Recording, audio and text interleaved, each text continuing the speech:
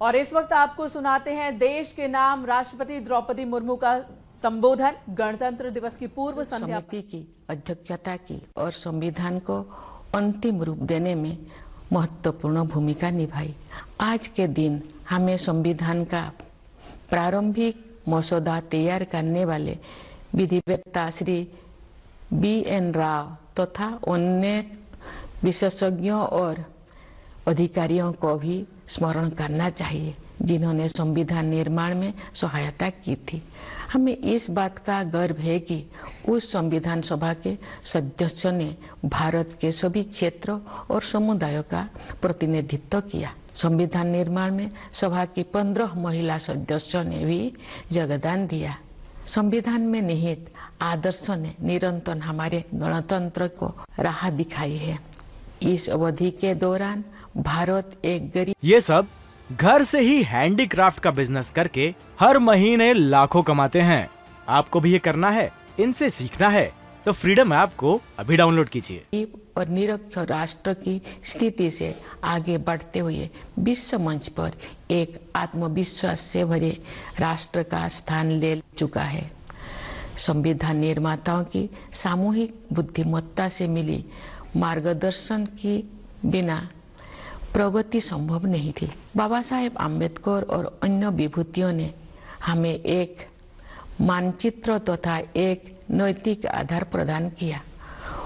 उस राह पर चलने की जिम्मेदारी हम सब की है। हम काफी हद तक उनकी उम्मीदों पर खरे उतरे भी हैं, लेकिन हम ये महसूस करते हैं कि गांधी जी के सर्वोदय की आदर्शों को प्राप्त करना अर्थात सभी का उत्थान किया जाना अभी बाकी है।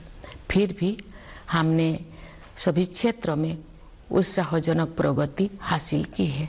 प्यारे देशवासियों, सर्वोदय के हमारे मिशन में आर्थिक मंच पर हुई प्रगति सबसे अधिक उत्साहजनक रही है। पिछले साल भारत दुनिया की 5वीं सबसे बड़ी अर्थव्यवस्था बन गया। ये उल्लेख करना जरूरी है कि ये उपलब्धि आर्थिक अनिश्चितता से भरी वैश्विक पृष्ठभूमि में प्राप्त की गई है।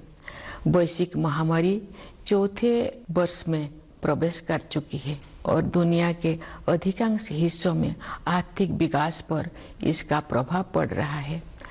शुरुआती दौर में कोविड-19 से भारत की अर्थव्यवस्था को भी काफी क्षति पहुंची।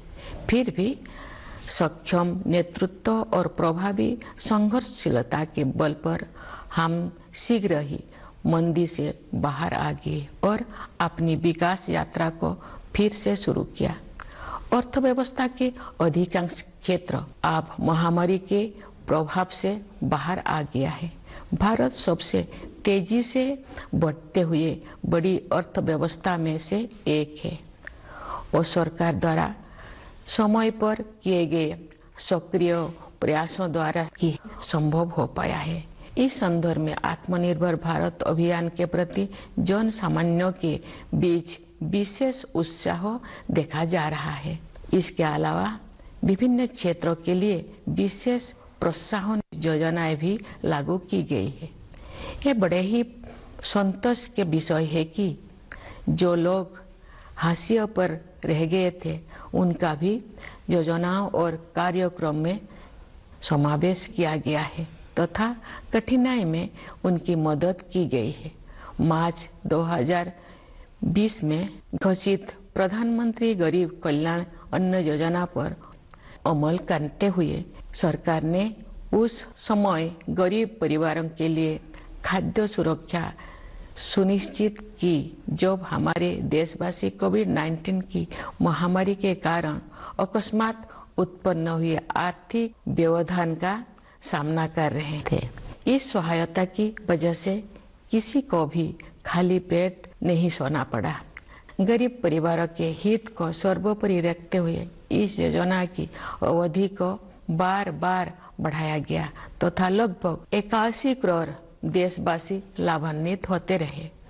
इस सहायता को आगे बढ़ाते हुए सरकार ने घोषणा की है कि वर्ष 2023 के दौरान भी लाभार्थियों को उनका मासिक राशन मुफ्त में मिलेगा।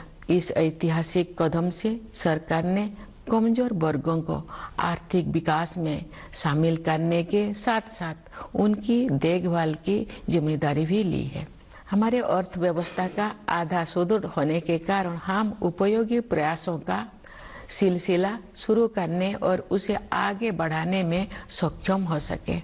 हमारा अंतिम लक्ष्य एक ऐसा वातावरण बनाना है जिससे सभी नागरिक व्यक्तिगत और सामूहिक रूप से अपनी वास्तविक क्षमताओं का पूरा उपयोग करें और उनका जीवन फले फूले।